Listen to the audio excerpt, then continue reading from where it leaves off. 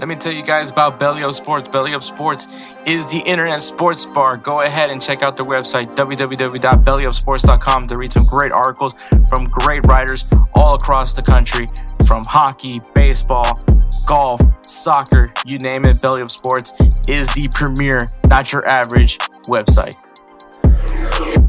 We have yet another legend retire from the game of football.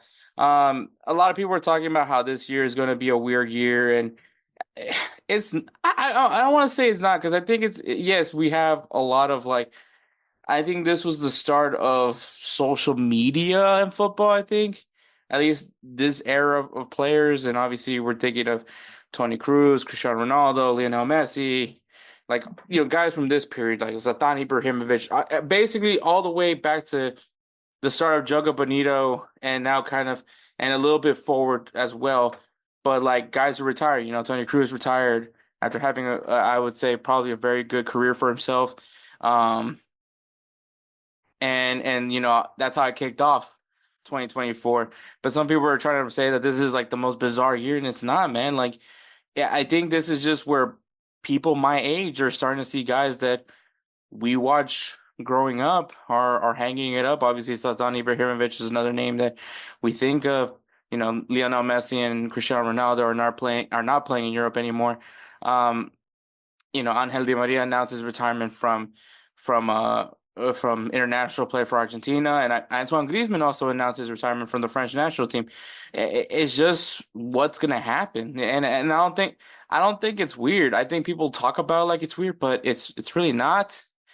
It goes back to kind of what I've been saying about, like, the 30, like, just being 30 now, because now we're seeing, advertising for, like, insurance and banks, be aimed towards my generation. So they have, like, a lot of references from the 90s and 2000s.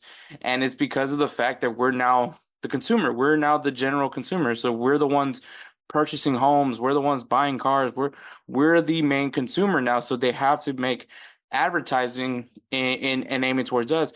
It's not that it's different. Like, this is how they've always conducted, for the generations before us, but it's just now millennials are trying to experience it. And that's what I'm saying. That's kind of where I'm kind of aiming towards. Now the millennials are starting to see players hang up from, periods that we watched them in. And so I don't think that it's bizarre. I think it's just, it's running its course.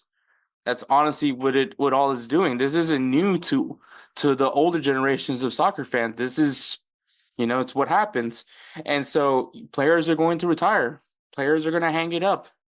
And I think the interesting part, which is where my main point was going to, is Andres Iniesta, who retires at 40. Obviously legendary midfielder, probably part of one of the greatest generation of players in Spain's history. And obviously more known for his time at Barcelona, but like, I'm sure some Madridista is going to try to, like, talk shit about Iniesta, but, like, let's be honest. Maybe not the Madridistas, but, like, well, maybe the non-Spanish Madridistas will probably, like, not want to hype up Andres Iniesta. But, like, if you're a purist when it comes to football, you're going to respect what Andres Iniesta brought to the game. And I mean, if you're a Spanish Madridista, I mean, you were rooting for him when he was playing in Spain. Like, when Spain was competing for the World Cup and the Euros, you were rooting for that guy because he was, winning it for Spain. And so that's kind of my argument for the people that are like, oh, oh, here's Hector again hyping up. Like, come on, we all know Hector's a Barca fan. Like I said, in this, when it comes to podcasting, especially when you're covering all of football, like, Andres Iniesta is one of the greats, one of the greatest midfielders that we've seen. That partnership with him and Xavi, it was, iconic. Like, he was part of one of those golden periods of Barcelona's history. And yeah, it's hard not to at least give credit where credit is due, man. And he kept playing after he was done with Barcelona. He still was playing for quite a long time. A lot of people thought he was going to go to Inter Miami. He didn't. He played at somewhere else. But yeah, now he's finally retiring. He finally is content with his career, and it's just another legend. Obviously Pepe is another guy that retired as well, who was also in his 40s. But, like, this is just going to happen now. Like the guys that we grew up watching, the guys that, we saw in high school are going to retire. They're getting older. The game's getting younger. Like it's just the way it is. It's not different. This isn't different from, it's not different. It's not any different as my dad having to watch Maradona retire. Like it's nothing new. It's the course. It's the course of, it's the circle of life when it comes to the sport. Like, you know, legends come and go. We'll have a new legend come off from this. Lamine Yamal is probably that name that everyone thinks of. But that's how it goes. That's the cycle of football. It's not that, oh my God, like this year is so weird out of all the other years. No, it's just you're now noticing it. And that's the thing that and maybe a little bit of Gen Z. Maybe Gen Z saw no, I don't think Gen Z saw Iniesta too much.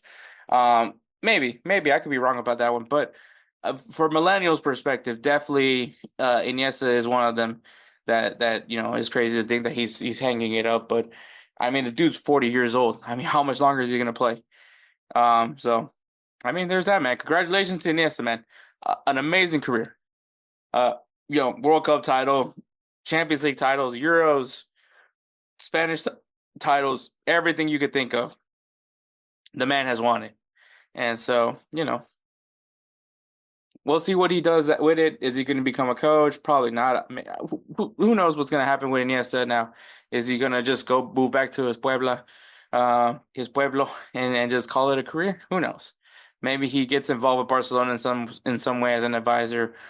Uh, we can't tell you, but we'll see what happens right there.